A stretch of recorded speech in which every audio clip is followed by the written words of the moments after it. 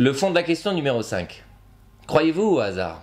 Il faut déjà savoir le saisir et ça nous amène certainement aussi beaucoup de choix. Dieu seul existe. Avant le hasard, s'il existe le hasard. Pas trop. Faut le provoquer souvent. On dit le hasard, c'est le dieu des imbéciles. Le hasard, c'est l'événement inattendu. Le hasard, c'est un effet qui n'a pas de cause, théoriquement. Il n'y a pas d'effet sans cause. Croire au hasard, c'est quoi? Croire que ce qui existe est là par hasard, que le monde et son contenu, c'est le hasard de la nature, que ce qui nous arrive l'est aussi par hasard. Croire au hasard, c'est comme enlever le sens profond qui existe en chaque élément. Et pourquoi? Pourquoi rendre ce monde insensé? Pourquoi lui attribuer une existence hasardeuse?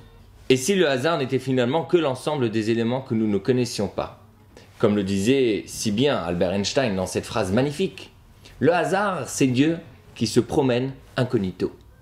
Cela me fait penser à un petit enfant qui joue au mécano et qui ne sait pas toujours quel outil utiliser.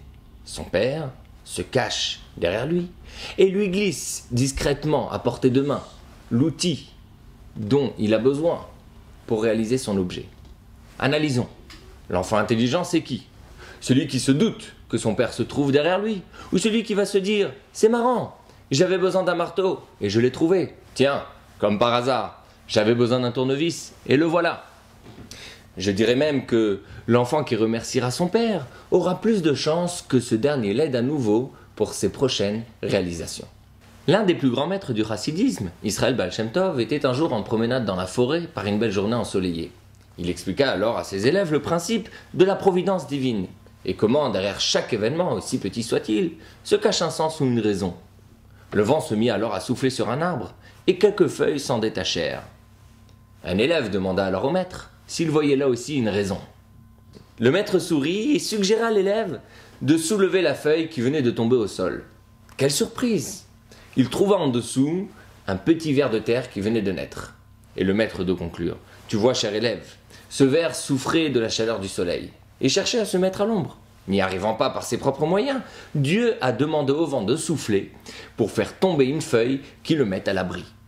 Et vous, croyez-vous qu'un sens se cache derrière vos actions? Qu'une raison guide chacun de vos pas? Que chaque événement, même le plus banal, a un objectif? C'est à vous de profiter de chacune de vos marches pour tracer la route de votre ascension personnelle. Car chacun a une mission et sa raison d'être. Et si vous pensez des fois que la vie est injuste, et que le hasard ou la providence divine ne fait pas bien les choses pour vous, alors souvenez-vous de cette phrase d'Albert Camus: « Ce que nous appelons hasard, c'est peut-être la logique de Dieu. » Allez comprendre. À la semaine prochaine. Bye.